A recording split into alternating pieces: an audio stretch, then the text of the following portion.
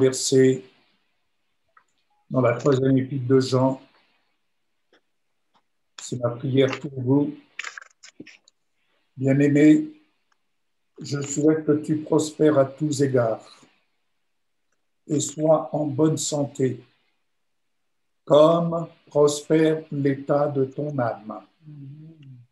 Comme prospère l'état de ton âme. Amen. Ne faisons pas de Jésus une boîte à bénédiction, mais veillons d'abord au salut de notre âme. Veillons d'abord et veillez d'abord au salut de votre âme, au bien de votre âme. C'est ce qui nous est recommandé avant tout. Comme prospère l'état de ton âme. Alors je vous exhorte, pour ne pas dire un ordre, mais je vous exhorte à faire preuve de discipline. N'oublions pas que Jésus fait de nous des disciples. Et qui dit disciple, c'est être au rendez-vous du Seigneur. Et le rendez-vous du Seigneur, pour vous qui êtes fidèles, commence à 10h15. La louange vous permet et permet à chacun de prendre ce temps de se décharger de tout fardeau. Amen. Durant ce quart d'heure de louange, d'adoration, cela permet à chacun de pouvoir décharger son âme de tout fardeau qui pourrait subsister pour diverses raisons. Donc, nous prenons ce temps pour vous d'être à 10h15. Nous avions commencé à 10h, nous l'avons réduit d'un quart d'heure. C'est pour le Seigneur, c'est pas pour nous. Mais je ne peux que vous exhorter. Prenez conscience. C'est ce que le Seigneur m'a demandé de vous partager. Je ne fais que vous dire ce que le Seigneur me donne de vous dire. Entrons dans ce temps de discipline. Pensons au code d'honneur qui est dû au roi des rois. Nous venons en présence du roi des rois. Et le roi des rois est présent chez vous.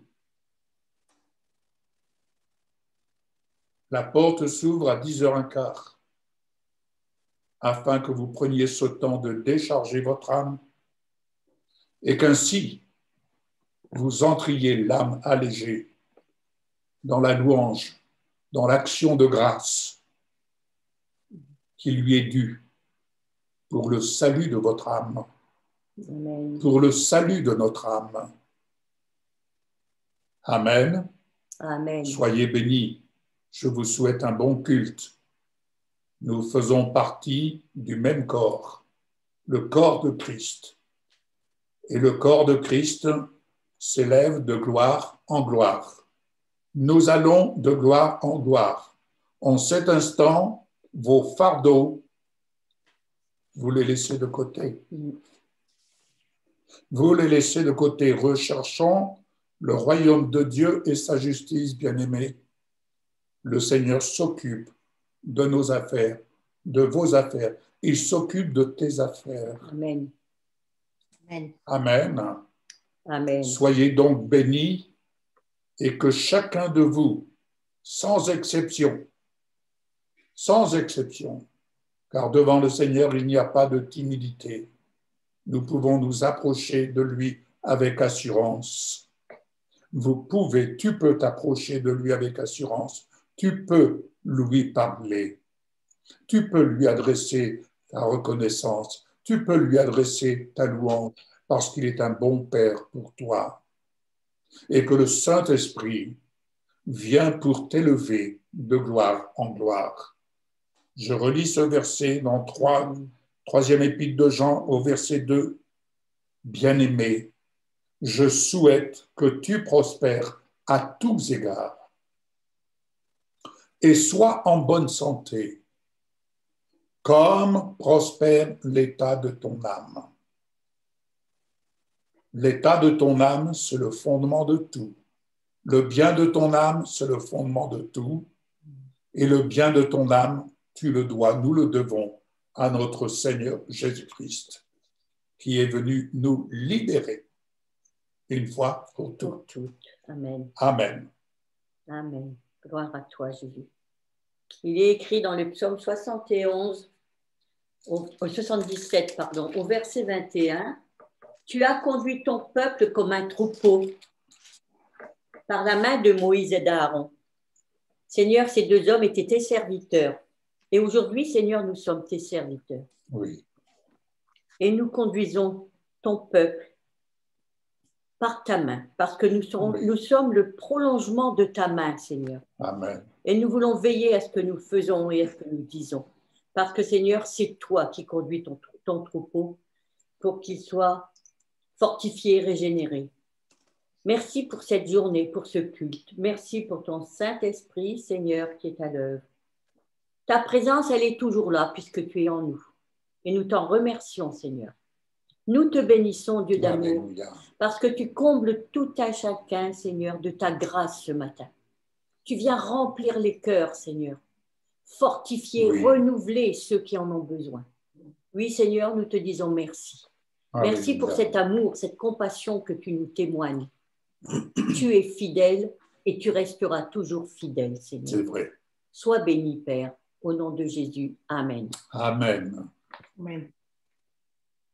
Quelle grâce que de pouvoir nous approcher de toi, assurés d'être dans ta présence, car tu es présent au milieu de nous, en chacun de nous. Et c'est au nom de Jésus, le Christ glorifié, que nous venons affranchis, libérés, purifiés par ton sang, Seigneur Jésus, purifiés de tout péché. Nous venons vraiment l'âme réjouie, l'âme allégée, l'âme libérée, l'âme assurée de son salut. Et je dis à mon âme, bénis l'Éternel et n'oublie aucun de ses bienfaits. Et mon âme se réjouit dans le Dieu de mon salut. En Jésus-Christ, j'élève ton nom en ce jour avec mes frères et sœurs. J'élève ton nom au milieu de ton peuple. J'élève ton nom associé à tout cela qui, dans le monde, Seigneur, élève ton nom. À toi notre reconnaissance, roi des rois. À toi la gloire. En Jésus-Christ. Amen. Amen, gloire à ton nom. Tu es le roi de gloire, le Seigneur des seigneurs, notre roi, notre Dieu, notre tout. Ô Seigneur, à toi soit seule la gloire, parce que tu es le seul digne d'être loué, le seul digne d'être adoré, le seul digne de recevoir notre louange et notre adoration. Seigneur, merci parce que tu es au milieu de nous ce matin, tu es celui qui nous conduit, tu es celui qui nous dirige, tu es celui qui nous élève, tu es celui qui nous relève. Tu es celui qui nous console, tu es celui qui nous fortifie. Sans toi, nous ne pouvons rien, Seigneur, mais avec toi, nous pouvons tout. Nous avons le privilège, Seigneur, d'être les témoins de ta gloire, d'être tes témoins. Et Seigneur, merci, merci, merci pour tout ce que tu fais dans nos vies. Tu es, Seigneur, notre Dieu, notre roi. Oui. Merci pour Jésus, le nom au-dessus de tout nom, le seul nom qui nous a été donné et par lequel nous sommes sauvés. Merci Seigneur, parce que nous avançons de gloire en gloire, de degré en degré, et nous marchons vers toi jour après jour, et chaque jour qui avance, Seigneur, nous rapproche de toi. Merci Seigneur pour ces temps de culte. Merci pour ce bonheur de nous retrouver. Merci pour ta bénédiction et ton amour qui rayonne sur chacun d'entre nous ce matin. Au nom de Jésus, merci Seigneur. Amen. Amen. Amen. Gloire te soit. C'est de l'abondance du cœur que ma bouche parle. C'est de l'abondance du cœur que j'exprime toute ma reconnaissance pour ton salut, celui que tu m'offres, le salut de mon âme. C'est de l'abondance du cœur que je reconnais ta grandeur. C'est de l'abondance du cœur que je reconnais ta gloire. C'est de l'abondance du cœur que je confesse ta majesté. C'est de l'abondance du cœur que je m'écrie, loué soit l'Éternel. C'est de l'abondance du cœur que je n'oublie aucun de tes bienfaits. C'est de l'abondance du cœur que je te vois agir. C'est de l'abondance du cœur que je reconnais tes exploits. C'est de l'abondance du cœur que je reconnais ta façon de faire, ton savoir-faire. C'est de l'abondance du cœur que mon esprit s'incline devant toi et je dis à mon âme, bénis l'Éternel. Amen. Merci Dieu d'amour. Que le ministère de l'Esprit Saint exerce au milieu de nous. Que le ministère de l'Esprit Saint exerce en chacun des membres que nous sommes. Que le ministère de l'Esprit Saint, là où il demeure, exerce son œuvre, l'œuvre de ta parole, car nous sommes ton ouvrage, ayant été créés en Jésus pour de bonnes œuvres que nous avons à pratiquer. C'est vrai. Amen. Amen. Amen. Donc, moi, je voudrais vous partager, toujours dans Gwen Show, t'entretenir avec ton cœur. Donc, ça va dans le même sens. Hein, c'est pour arriver à ce que Josiane vient de dire sur l'Alléluia, il faut s'entretenir dans la parole. Dans le psaume 77, au verset 7, il est écrit ceci. Je pense à mes cantiques pendant la nuit, je fais des réflexions au-dedans de mon cœur et mon esprit médite. Même dans la solitude, personne ne devrait se sentir vraiment seul, car l'être humain est une trinité, faite d'un corps, d'une âme et d'un esprit. Et il peut faire communiquer entre eux son âme, son esprit et son intellect. Ce n'est pas être fou que de se parler à soi-même. Le cœur répond aux questions que l'esprit se pose et réciproquement, on peut avoir une communion bénie et agréable avec soi-même. C'est sûr, c'est vrai. Il n'y a ni désaccord, ni discussion, ni conflit de personnalité, ni attitude bizarre et étrangère quand son meilleur ami, c'est soi-même. Comment crois-tu que mes enfants, emprisonnés pendant de longues périodes, peuvent survivre à leur terrible solitude, à la séparation d'avec leur famille et la société sans devenir fous? Ils ont appris à s'entretenir avec eux-mêmes et à établir des échanges entre leur corps, leur âme et leur esprit. Pendant de longues années d'errance dans le désert et pendant son enfance de berger vivant seul dans les montagnes, David a découvert ce précieux secret, être heureux dans sa solitude. Le psalmiste dit « Je fais des réflexions au-dedans de mon cœur ». Quand le cœur est pur et exempt de péché, la communion de la Trinité humaine peut être belle et profitable. J'aime descendre auprès d'une telle personne ouverte d'esprit et communiquer avec elle, car je sais qu'elle a accédé à une dimension plus grande de la vie de l'esprit et qu'elle s'est libérée des biens charnels et limitée de l'intelligence humaine et des raisonnements habituels. Ceux qui connaissent cette libération peuvent passer pour malades aux yeux des psychiatres. C'est que trop souvent, ces derniers ne connaissent ni la parole ni la grande œuvre de sa création.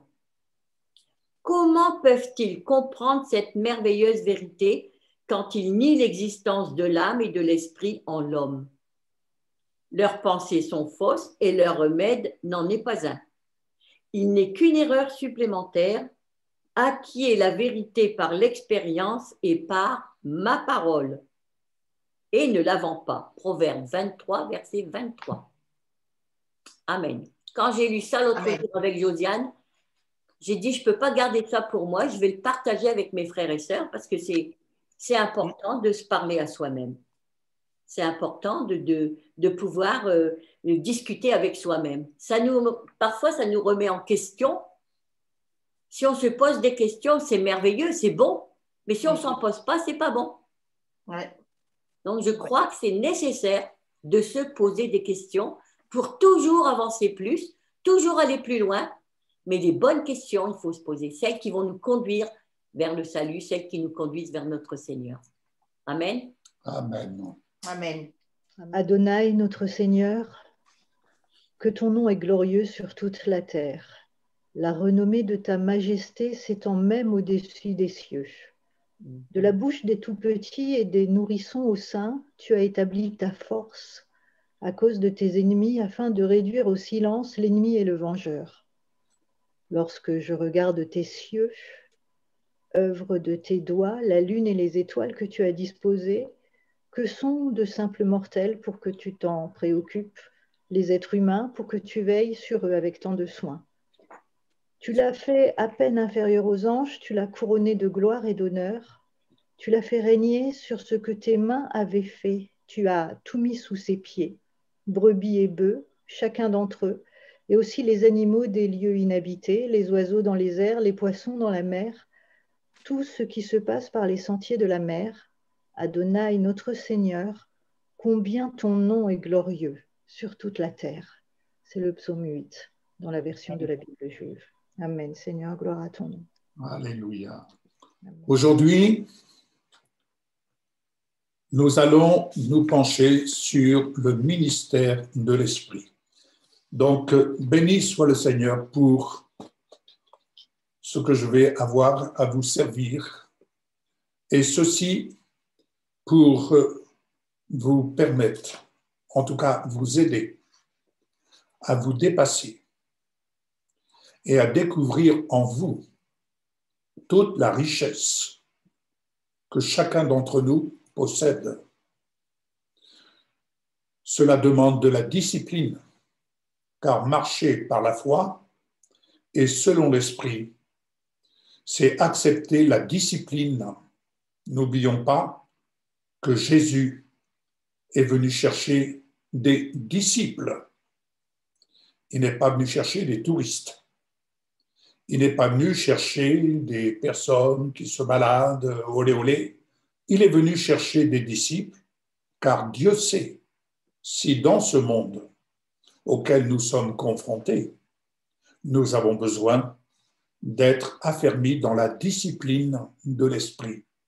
Et la discipline de l'Esprit, si Dieu est amour, certes, mais qui dit amour dit aussi fermeté. Car ce que Dieu dit, cela ne change pas. Ce qu'il fait, il le fait.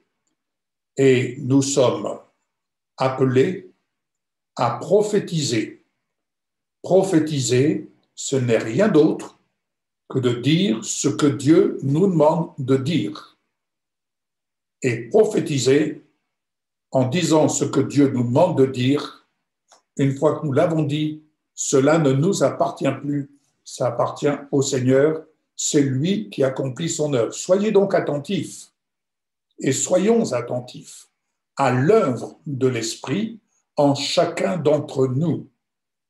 Soyons attentifs, car vous allez comprendre que Jésus est le chef de l'armée. Qui dit armée, dit discipline. Alors, acceptez d'aller à la découverte de vous-même, acceptez, quel que soit votre âge, d'aller à la découverte de la richesse que Dieu a déposée en vous, mais cela demande de la discipline, de la cohésion dans le corps de Christ. Amen. Amen. Alors, les références que je vais partager sont issues de la Bible français courant, mais vous pouvez prendre les notes. Je commence par la première lettre aux Corinthiens, chapitre 3, verset 16.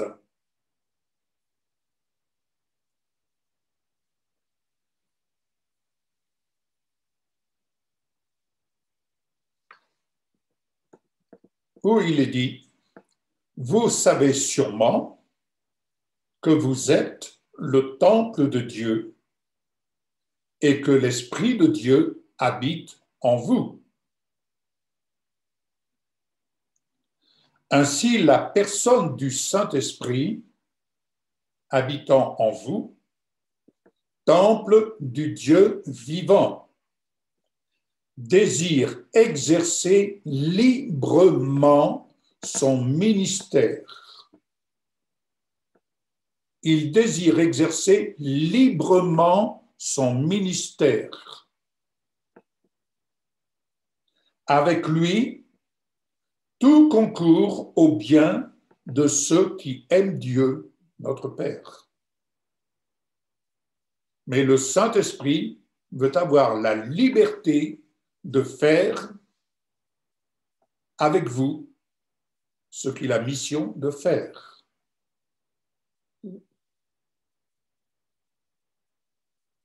Première lettre aux Corinthiens, chapitre 2, verset 11. Dans le cas d'un homme, seul son propre esprit connaît les pensées qui sont en lui. De même, seul l'Esprit de Dieu connaît les pensées de Dieu. C'est-à-dire que le Saint-Esprit, ayant une parfaite connaissance de la volonté de Dieu, opère toujours de façon à vous attirer dans la voie parfaite de sa justice. Faut-il que notre esprit lui soit soumis? Faut-il que notre esprit lui soit soumis? Amen. Première lettre aux Corinthiens, chapitre 2, verset 15. L'homme qui a l'Esprit de Dieu peut juger de tout. Tu as dit combien? 1 Corinthiens 2, verset 15. L'homme qui a l'Esprit de Dieu peut juger de tout, mais personne ne peut le juger. Pourquoi? Il peut juger de tout ce qui concerne sa mission dans l'ouvrage de Dieu. Il est aisé de juger le monde, mais nous ne sommes plus de ce monde. Ce qui importe, c'est de juger l'ouvrage de Dieu, ce qui concerne notre mission dans l'ouvrage de Dieu, de manière à agir avec discernement et servir en se donnant comme partenaire dans l'exercice du ministère de l'Esprit. En se donnant comme partenaire dans l'exercice du ministère de l'Esprit. En voici un exemple concret avec Philippe dans les Actes des Apôtres, chapitre 8, versets 38 à 40. Puis il fit arrêter le char. Philippe descendit avec lui dans l'eau, c'était donc avec l'eunuque, et il le baptisa. Quand ils furent sortis de l'eau, l'Esprit du Seigneur enleva Philippe. Vous entendez? L'Esprit du Seigneur enleva Philippe. Le fonctionnaire ne le vit plus, mais il continua son chemin tout joyeux.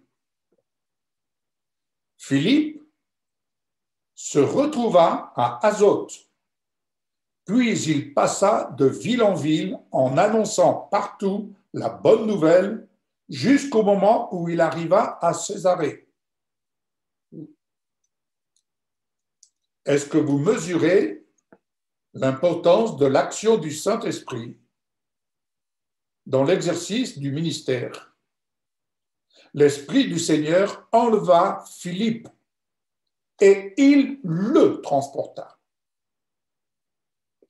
Philippe est ce partenaire en action avec qui le Saint-Esprit peut exercer son ministère selon la justice de Dieu. Hors de toutes les formalités religieuses, il est partenaire dans le savoir-faire de l'Esprit du Seigneur qui l'enlève, le déplace, le transporte hors de nos limites humaines pour se retrouver dans une autre ville, continuant d'annoncer la bonne nouvelle.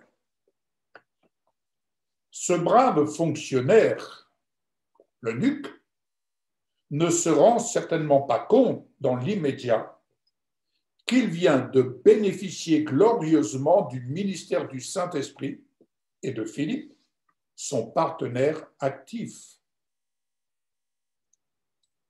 Est-ce que vous mesurez la profondeur de ces propos, de la pensée du Seigneur, ce que veut dire être partenaire avec le Saint-Esprit? Est-ce que vous vivez, est-ce que vous apprenez à vivre ce partenariat avec le Saint-Esprit? Ça demande de la discipline dans l'esprit. Ça demande de s'oublier soi-même. Ça demande d'être à la suite de Jésus au quotidien. Ça demande d'être attentif au mouvement de l'esprit. Donc, partenaire avec le Saint-Esprit, une question se pose. Et nous? Et vous? Combien de fois le Saint-Esprit nous attire pour servir selon l'exercice de son ministère, bien au-delà de nos limites, c'est-à-dire bien au-delà de ce que tu penses et bien au-delà de ce que tu regardes dans ce que tu possèdes. Bien au-delà de ce que tu penses ou imagines pouvoir faire. La foi, c'est une action liée avec le Saint-Esprit. Et quand je parle de la foi, je ne parle pas de notre propre foi. Je parle de la foi qui vient de la parole de Dieu, qui vient de ce que nous entendons et qui nous permet de marcher avec le Saint-Esprit, d'être acteur, d'être actif avec le Saint-Esprit. Nous sommes au demeurant focalisés sur notre espace-temps. Nous sommes focalisés sur tout ce qui se passe autour de nous. Nous sommes focalisés sur ce que nous voudrions posséder. Nous sommes focalisés sur nos propres intérêts. Nous sommes focalisés sur « j'ai besoin de ça, comme ça je pourrais faire ci ». Nous sommes focalisés, bien-aimés. Et je dirais, nous sommes excessivement focalisés sur nous-mêmes. Et quant à notre corps,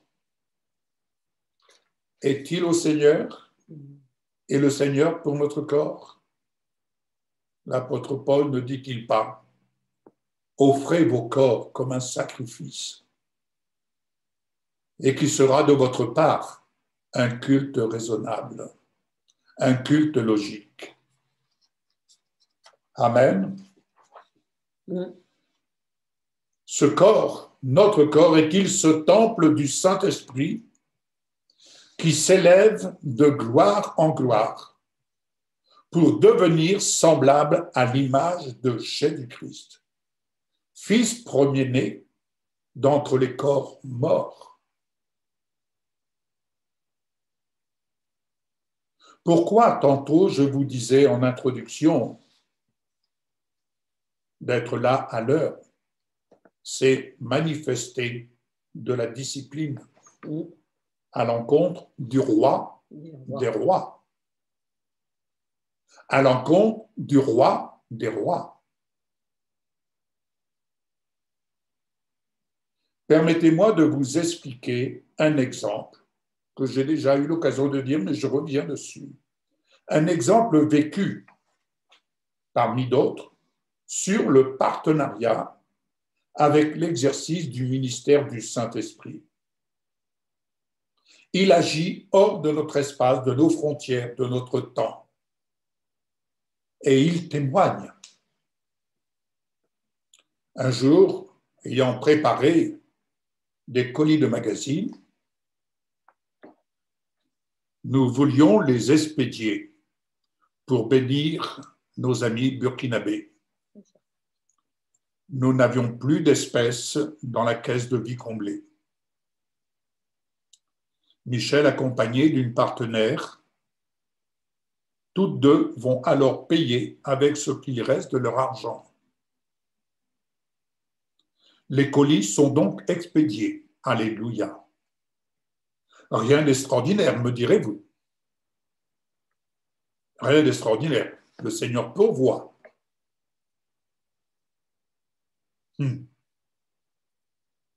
Cependant, dans la demi-heure qui suit, à des milliers de kilomètres, hors de notre espace-temps, une personne qui, connaissant l'exercice de l'œuvre vie comblée, nous téléphone du Burkina Faso. Allô, je suis au marché et l'Esprit du Seigneur m'a parlé. Je dois aller à la poste pour vous faire parvenir telle somme d'argent. Si cette personne connaissait notre existence, nous, par contre, nous ne la connaissions pas. Et dans l'heure suivant son appel, le montant avancé par Michel et la partenaire pour cette expédition était remboursé intégralement. Le ministère du Saint-Esprit et son partenaire ont opéré au bon moment et souverainement. Alléluia. Alors l'Esprit du Seigneur, dans Ézéchiel 3, verset 12, alors l'Esprit de Dieu me souleva de terre et j'entendis derrière moi une grande clameur. Que le Seigneur soit loué là où il manifeste sa glorieuse présence. Il n'est aucun lieu où le Seigneur ne puisse manifester sa glorieuse présence. Chez vous, chez nous, en n'importe quel endroit. Cela me rappelle une autre anecdote que je vous ai déjà racontée. Lorsque nous étions auprès de Sandrine, à l'hôtel, nous étions partis pour une nuit à l'hôtel. Et chaque jour, je disais, Seigneur, que devons-nous faire? Encore une nuit. Et chaque jour, ainsi, durant tous les jours de la semaine. Et jusqu'au moment où, samedi matin, nous devions repartir. Mais vendredi soir, nous ne savions pas comment nous allions régler l'hôtel. C'est alors que le téléphone sonne et nous avons une personne de l'étranger qui nous téléphone pour nous demander des nouvelles. Et nous croyons chez nous, nous dit, mais vous êtes où? Ben, nous sommes là auprès de Sandrine, nous sommes à l'hôtel depuis une semaine. Ah, je comprends alors. Et cette personne avait reçu du Seigneur de nous faire un virement par Western Union. Elle l'avait fait. Elle avait fait, oui, merci. Elle avait fait un virement par Western Union et cette somme correspondait à la facture de l'hôtel. Voyez-vous, l'œuvre du Saint-Esprit ne fait pas les choses à moitié. Ouais. Et l'œuvre du Saint-Esprit va là où il trouve une disposition de cœur. Une disposition de cœur. Encore faut-il être à l'écoute parce qu'on ne peut pas se permettre de rester une semaine à l'hôtel. On reste à l'hôtel comme ça sans... Il fallait être à l'écoute et il était à l'écoute. Je ne contredisais pas quand il me disait on reste encore une journée. On reste encore une journée, je me disais, Seigneur, toi, tu connais toutes choses. Alléluia. Et vendredi, c'était fait. Le Seigneur avait pourvu. C'est pour dire qu'il faut être à l'écoute. Être partenaire avec le ministère du Saint-Esprit, c'est être entraîné par lui pour chasser du territoire l'adversaire qui vise à museler le service du royaume de Dieu, afin d'empêcher que l'œuvre de sa justice soit manifestée sur tel ou tel territoire. Si nous n'avions pas eu l'assistance du Saint-Esprit à ce moment-là, nous n'aurions pas été en capacité d'exercer ce que le Saint-Esprit nous demandait d'exercer à l'encontre, de notre fille, ou alors il aurait fallu que nous fassions appel pour avoir de l'aide. Mais nous n'avons pas eu besoin de faire appel, si ce n'est que se laisser conduire par le Saint-Esprit. Car c'est lui qui a opéré sa justice, la justice de Dieu, en faveur de Sandrine, en faveur de sa fille d'abord, car c'était d'abord la fille de Dieu avant d'être notre fille. Ouais. Ce que nous sommes amenés à faire en partenariat avec le Saint-Esprit, n'oublions pas, c'est d'abord pour le royaume de Dieu et pour les enfants de Dieu. Première lettre de Jean, chapitre 4, verset 3. Mais quiconque refuse de reconnaître Jésus en tant que tel n'a pas l'Esprit de Dieu, mais celui de l'adversaire du Christ. Vous avez appris que celui-ci allait venir et maintenant il est déjà dans le monde. Celui qui a Jésus en lui doit apprendre à reconnaître l'ordre, l'instruction qui lui est donnée, car Jésus est le chef de son armée et c'est lui qui donne les ordres à chacun de ses membres. Si vous attendez l'ordre d'un pasteur, ce n'est pas bon. Chacun doit attendre l'ordre du Dieu Tout-Puissant révélé en Jésus-Christ. Car chacun d'entre nous, nous dépendons de Jésus-Christ. Et toutes les instructions qui sont données en Jésus coopèrent, se synchronisent avec l'ensemble des membres tels que nous sommes. Vous savez, dans un corps d'armée, ceux qui se donnent à 100%, j'aurai l'occasion de vous en parler, mais ceux qui se donnent à 100%, c'est toute une question de synchronisation entre les membres. C'est pourquoi je vous dis, bien-aimés, nous entrons dans une nouvelle page, sur un nouveau terrain dans le Seigneur, où chacun d'entre nous, pour vaincre, doit s'oublier lui-même pour le salut des âmes. Car ordre m'a été donné, nous repartons pour le salut des âmes avant tout. Amen. Tout le reste nous sera donné par-dessus. Recherchons le royaume de Dieu et sa justice. Et tout le reste nous sera donné par-dessus. Le salut de l'âme. Cela demande de la prière. Cela demande de la consécration. Cela demande de la compassion. Cela demande d'être imprégné de la vie de Christ en nous et d'être animé par l'Esprit.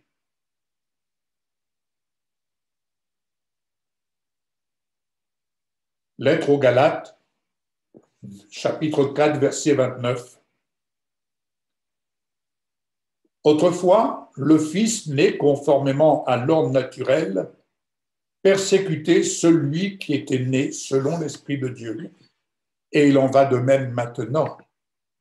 L'homme naturel est celui qui, en vous, s'oppose à l'homme nouveau-né que vous êtes. Très souvent, nous regardons nos ennemis à l'extérieur, mais très souvent, nous sommes notre propre ennemi. Pourquoi? Parce que l'homme né naturellement persécute l'homme nouveau-né. Parce que l'homme naturel ne se soumet pas et ne veut pas se soumettre à l'Esprit de Dieu qui anime l'homme nouveau-né que vous êtes.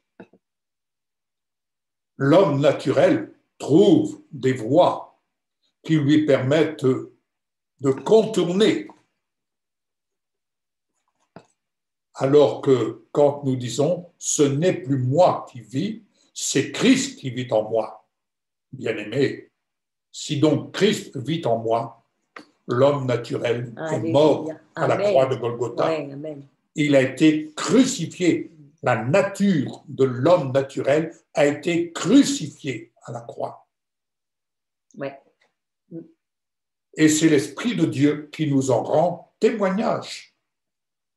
À partir de là, nous apprenons à nous soumettre à l'Esprit de Dieu. Et quelle grâce de découvrir la richesse qui appartient à l'homme nouveau. Et quand je dis l'homme nouveau-né, Évangile selon Matthieu, chapitre 12, verset 28. En réalité, c'est par l'Esprit de Dieu que je chasse les esprits mauvais, ce qui signifie que le royaume de Dieu est déjà venu jusqu'à vous. C'est par l'Esprit de Dieu que tu peux chasser les œuvres de ténèbres. C'est par l'Esprit de Dieu qui habite en toi que tu chasses les ténèbres. C'est par l'Esprit de Dieu que tu chasses les ténèbres et qu'ainsi tu te rends compte que le royaume de Dieu est proche de toi. Or, le ministère de l'Esprit est bien plus glorieux que ne l'a été le ministère de la loi avec Moïse. Amen. Première lettre aux Corinthiens 12, verset 3. C'est pourquoi je tiens à vous l'affirmer. Aucun être guidé par l'Esprit de Dieu ne peut s'écrier « Maudit soit Jésus ». Et personne ne peut déclarer « Jésus est le Seigneur » s'il n'est pas guidé par le Saint-Esprit. Si tu es guidé par le Saint-Esprit, tu ne peux pas dire « Non, je ne peux pas ». Si tu es guidé par le Saint-Esprit, tu peux dire « Je puis tout par celui qui me fortifie ». Si tu es guidé par le Saint-Esprit, lorsque le Seigneur te demande le peu que tu possèdes, tu ne peux pas dire « je ne peux pas ». Mais tu peux dire « je peux tout par celui qui me fortifie ». Parce que le Saint-Esprit n'a pas mission de te demander pour t'appauvrir, mais ce qu'il te demande, c'est pour que tu découvres la richesse céleste, celle qui est en toi. Parce que la richesse que chacun d'entre nous possède, elle n'est pas à l'extérieur, elle est en nous. Cela revient à ce que notre bien-aimée Monique Jaillet nous disait, il y a 2 sacs en nous. Dans lequel vas-tu puiser? Il y a le sac qui est celui de ta propre nature et il y a le sac, celui que le Saint-Esprit dépose en toi. Choisis le sac dans lequel tu veux puiser. Amen. Il y a celui qui fait de toi un porteur de bénédiction et il y a celui qui fait de toi quelqu'un de pauvre. Alléluia. Première lettre aux Corinthiens, chapitre 12, verset 7. En chacun, l'Esprit Saint se manifeste par un don pour le bien de tous. Pour le bien de tous. En chacun d'entre nous, l'Esprit de Dieu agit pour le bien de tous. Comprenons qu'être partenaire avec le ministère du Saint-Esprit, c'est se laisser entraîner selon notre bon vouloir, hors de nos normes, espace, matière, temps, du légalisme religieux. Le Saint-Esprit ne te forcera jamais. Il te respecte. C'est vrai. Il n'attend que ton bon vouloir. Le Saint-Esprit ne te forcera jamais la main. Il te propose. Il te propose. Comme je le dis très souvent, Dieu est un grand démocrate. Il te laisse le choix. Il te laisse toujours le choix. Je pensais ces derniers jours au fils prodigue. Le fils prodigue avait toujours le choix, jusqu'à la dernière minute. Mais n'oublions pas que le retour du fils prodigue n'a pas été une mince affaire. Le retour du fils prodigue dans la maison du Père n'a pas été une marche facile. Le retour du fils prodigue a été jour après jour, kilomètre après kilomètre, une remise en question. Le retour du fils prodigue, il y aurait beaucoup à dire là-dessus. Le retour du fils prodigue, on pourrait écrire un livre, parce que le retour du fils prodigue, c'est le récit de notre vie. Chacun d'entre nous pourrait écrire des pages de sa propre vie en relief avec le retour du fils prodigue vers la maison du Père. Le retour du fils prodigue a été un retour où il a dû, jour après jour, repenser sa vie, repenser sa façon d'être, repenser sa conduite, repenser à l'encontre de son Père tout ce qu'il avait perdu. Ainsi, nous sommes en partenariat avec le ministère du Saint-Esprit, invités à persévérer, à suivre l'exercice du ministère du corps de Christ glorifié. Car c'est le corps de Christ. C'est de lui que l'œuvre de l'Esprit du Seigneur désire faire de nous ses membres. Et pour cela, nous avons reçu les arts de l'Esprit, afin de vivre dans sa plénitude. Si nous avons reçu les arts, nous avons reçu de quoi commencer à vivre selon l'Esprit et de faire fructifier ce qui nous a été donné. Est-ce que chacun d'entre nous, à ce jour, a pris ce temps de faire fructifier les arts qui lui ont été donnés? Quand on reçoit des arts, c'est le commencement. Quelque chose. C'est quelque chose de tangible. Oui. Mais faut-il encore le faire fructifier? Mes chers amis, ne croyez pas dans la première lettre de Jean, chapitre 4, verset 1. Ne croyez pas tous ceux qui prétendent avoir l'esprit, mais mettez-les à l'épreuve pour vérifier si l'esprit qu'ils ont vient de Dieu. En effet, de nombreux faux prophètes se sont répandus dans le monde. Aujourd'hui, je le dis, je ne le cache pas, je le dis tel que je le pense. Beaucoup de gens vont et cherchent les prophètes, car il est tellement plus aisé que de dire « Ah, tel prophète m'a dit cela, tel prophète m'a dit cela ». Mais si vous leur posez la question « Qu'est-ce que Jésus t'a dit ?» ils sont incapables de le dire. Il est tellement aisé de recevoir de rechercher, de recevoir ici-bas ce que nous voulons entendre. Mais recevoir d'en haut ce que Dieu veut nous faire entendre, c'est une autre chose. Car ce que Dieu veut nous faire entendre, il va de soi que ça ne va pas toujours selon nos cordes et selon nos normes. Marcher selon l'esprit, il y a des codes d'honneur. Je reviendrai un jour là-dessus. Il y a des codes d'honneur. N'oublions pas, Jésus est le roi des rois. Amen. Jésus n'est pas le roi des petits chrétiens. Il est le roi des rois.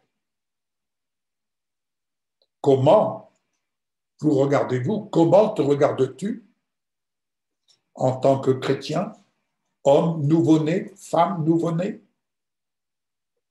Jésus a fait de toi un roi, une reine, assis à sa droite. Alléluia. Nous allons lire une illustration vivante avec Élie et Élisée. Je vous donne ici lecture de l'intégralité du texte.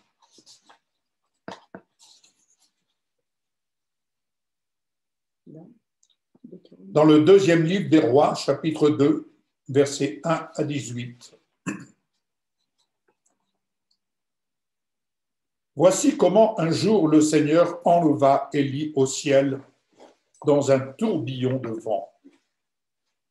Élie et Élisée avaient quitté le Gilgal et marché ensemble. En cours de route, Élie dit à Élisée, « Reste ici, le Seigneur m'envoie à Béthel. » Mais Élisée lui répondit, « Par le Seigneur vivant et par ta propre vie, je jure que je ne te quitterai pas. » Ils se rendirent donc ensemble à Béthel.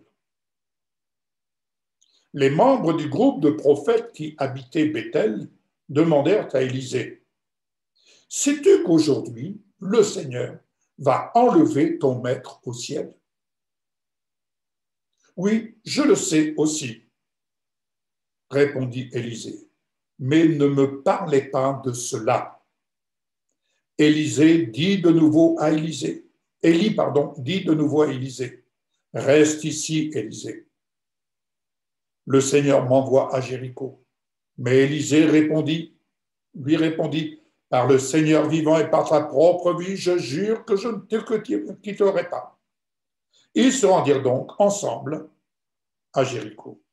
Les membres du groupe de prophètes qui habitaient Jéricho s'approchèrent d'Élisée et lui demandèrent, « Sais-tu qu'aujourd'hui, le Seigneur va enlever ton maître au ciel? » « Oui, je le sais aussi, » répondit Élisée. Autrement dit, il n'annonçait rien de nouveau. Il savait.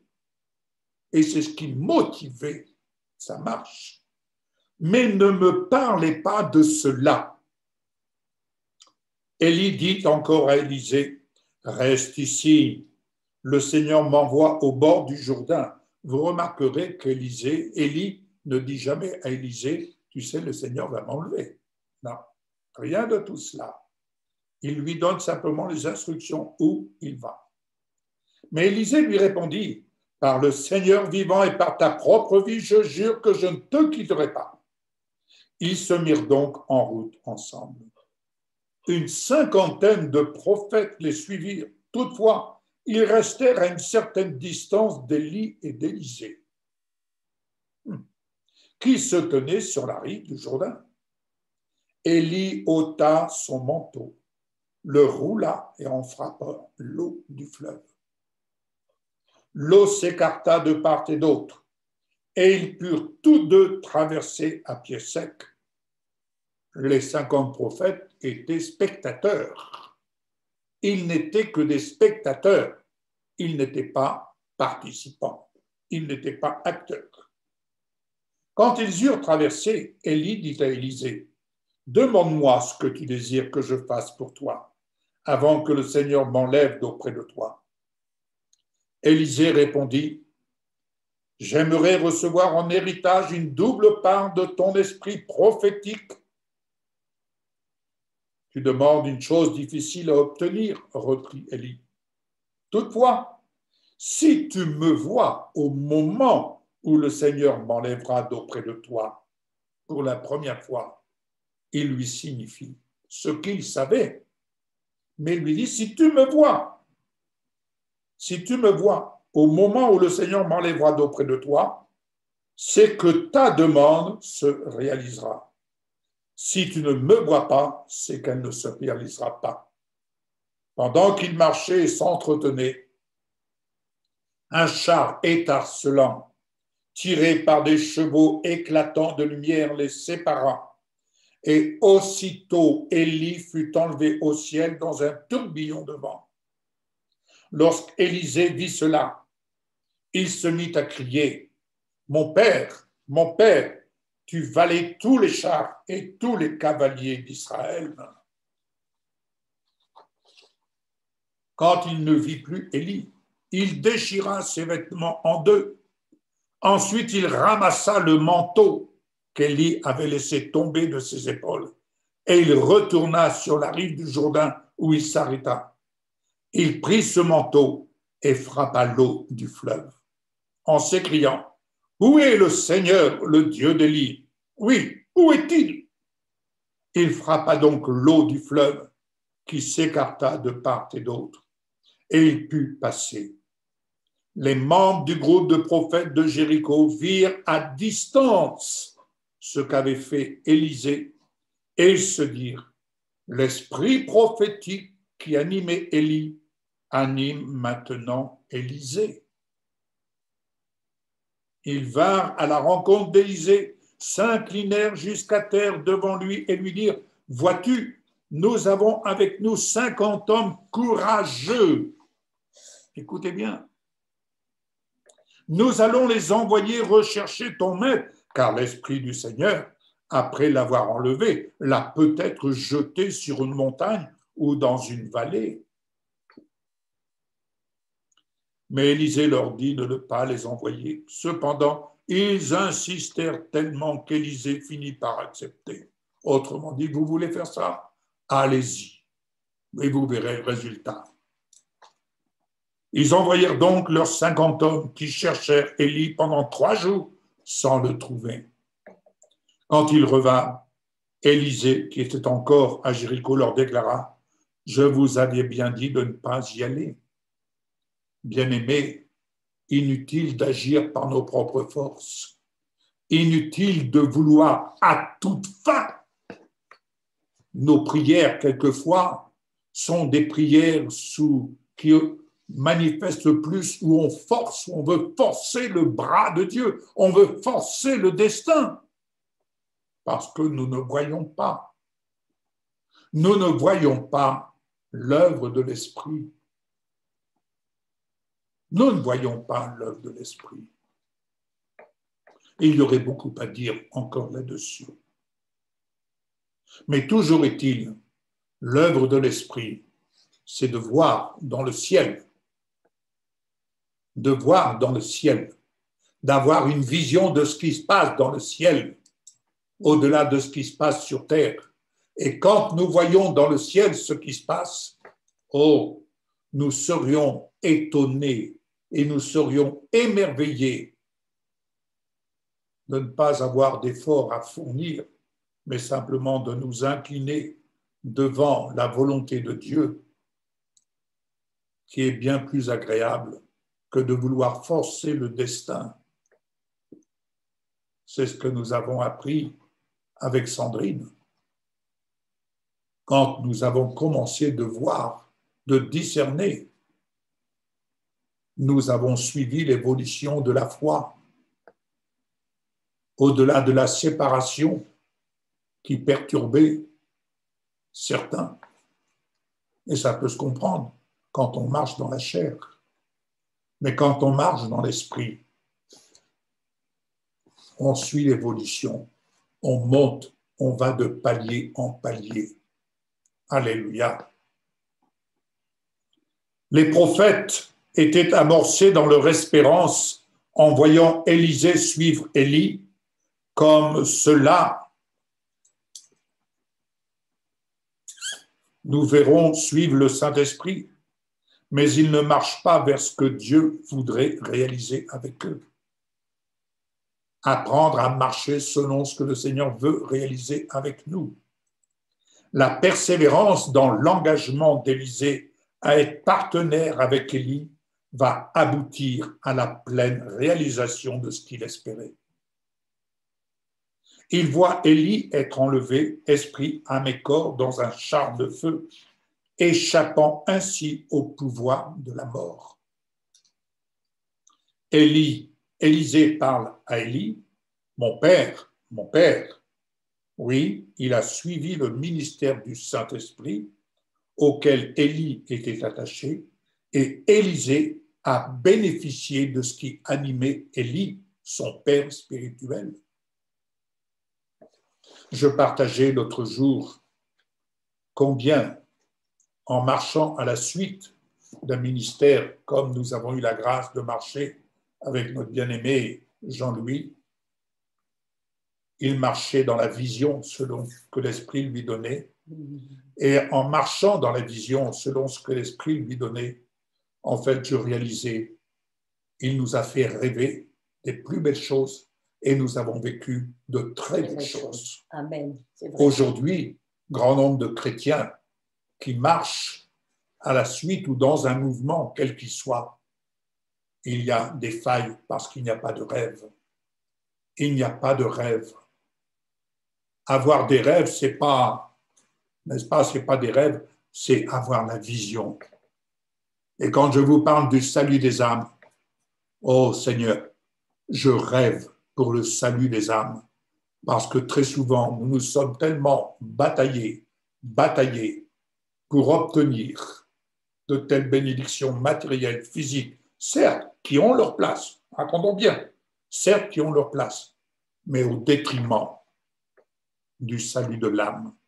C'est pourquoi je retrouve une expression qui un jour, serviteur de Dieu chez nous, parlant d'une personne, pouvait dire « c'est une belle âme ».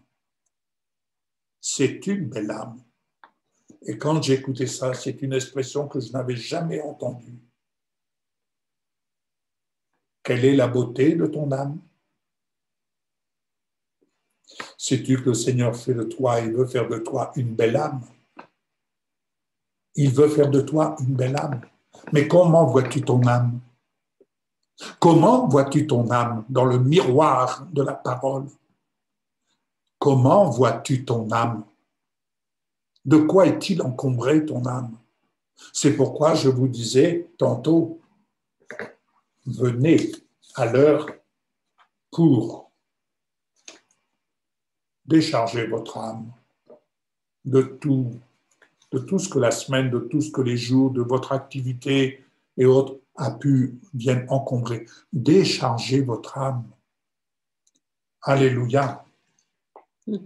Les prophètes n'étaient pas dans cette disposition de cœur, bien qu'ils reconnussent l'œuvre du ministère de l'Esprit d'Élie sur Élisée. Ils n'écoutèrent pas. Ils allèrent à la recherche d'Élie. Ils n'avaient pas la vision. Mais ils ne le trouvèrent pas.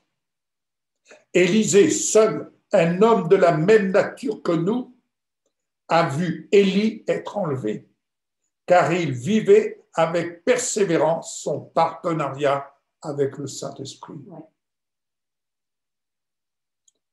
Première lettre de Jean, chapitre 2, verset 27. Quant à vous, bien-aimés, l'esprit que vous avez reçu du Christ demeure en vous. Il demeure en toi. Vous n'avez donc pas besoin qu'on vous instruise. En effet, l'Esprit vous instruit de tout. Il enseigne la vérité et non le mensonge. C'est pourquoi faites ce qu'il vous a enseigné. Demeurez unis au Christ. 2 Corinthiens 3, verset 7. Or, si le ministère de la mort gravé avec des lettres sur des pierres a été glorieux, au point que les Israélites ne pouvaient pas fixer le regard sur le visage de Moïse à cause de la gloire dont il rayonnait. Vous imaginez, ce ministère de la mort, les Israélites ne pouvaient pas fixer le regard sur Moïse à cause de la gloire dont il rayonnait. Vous comprenez? Vous comprenez? Et qui pourtant, cette gloire était passagère. Combien le ministère de l'Esprit sera plus glorieux? Le ministère est plus glorieux. En effet, si le ministère de la condamnation a été glorieux, le ministère de la justice est bien plus glorieux encore. Et même, de ce point de vue, ce qui était glorieux a perdu son éclat à cause de la gloire qui lui est supérieure. En effet, si ce qui était passager a été marqué par la gloire, ce qui est permanent sera bien plus glorieux. C'est donc le ministère du Saint-Esprit qui est bien plus glorieux. Je vais conclure. Or, le Seigneur, c'est l'Esprit. Et là où est l'Esprit du Seigneur, là est la liberté. Nous tous qui, sans voile sur le visage, contemplons comme dans un miroir la gloire du Seigneur. Est-ce que vous entendez? Contempler la gloire du Seigneur. Qu'avons-nous à contempler sur terre? Ce n'est pas du rêve, c'est la vérité. Contemplons comme dans un miroir la gloire du Seigneur. Nous sommes transformés à son image de gloire en gloire par l'Esprit du Seigneur. Lorsque tu te regardes dans le miroir de la parole, tu dois apprendre à voir la beauté de ton âme et tu dois apprendre à voir la gloire du Seigneur sur ton être. Et lorsque tu te regardes dans le miroir, apprends à voir ton visage naturel refléter la gloire. Quand tu te parles à toi-même, dis-toi bien, tu peux te dire à toi-même, je suis destiné à refléter la gloire de mon roi. Parce qu'il a fait de moi un roi, une reine. Alléluia. Tu n'es pas destiné à refléter tous les problèmes de ce monde. Chose que la gloire. Tu n'es pas destiné à refléter cela. Si tu reflètes les choses de ce monde, c'est que tu les portes. Mais tu n'as pas à porter cela. Jésus les a portés pour toi. Alléluia. Jésus les a portés pour toi et moi. Alléluia. Amen. Oui, il a le pouvoir de nous transformer, de te transformer à l'image de Jésus-Christ, corps glorifié. Une image, c'est quoi? C'est une représentation visible. Élisée a vu l'image d'Élie glorifiée. Et dans cette présence de gloire, il emporta l'empreinte. Cela a été la rémunération de sa persévérance à bien faire. Je lirai un dernier verset qui me vient à l'esprit dans Romains 2,7, un verset dont on parle peu, mais qui pourtant doit nous interpeller. Romains 2,7, je vais lire ici dans cette version. C'est l'apôtre Paul qui parle. Il réserve la vie éternelle à ceux qui, par la persévérance à bien faire. Donc, nous devons persévérer à bien faire, c'est-à-dire qu'il y a une mauvaise façon de faire. Mais en apprenant à persévérer à bien faire, cherche l'honneur, la gloire et l'immortalité. Cherche l'honneur, la gloire et l'immortalité. Voilà 3 codes d'honneur que nous devons chercher. C'est les 3 codes d'honneur qui reposent sur l'homme nouveau-né, sur la femme nouveau-née. Rechercher l'honneur, et rechercher l'honneur, c'est quoi? C'est rechercher à être ce que Jésus, roi des rois, le chef de l'armée de l'Éternel, a fait et veut faire de toi. Cela demande de la discipline, j'ai bien dit de la discipline, une vie disciplinée. Une vie disciplinée. J'aurai l'occasion de vous parler prochainement de ce nom qui nous a été donné et qui est au-dessus de tout nom. En Jésus-Christ, nous avons reçu une nouvelle identité. L'identité donnée à l'homme nouveau-né.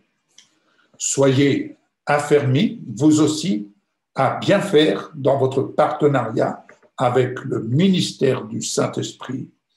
Je dis Amen. Amen. Alléluia.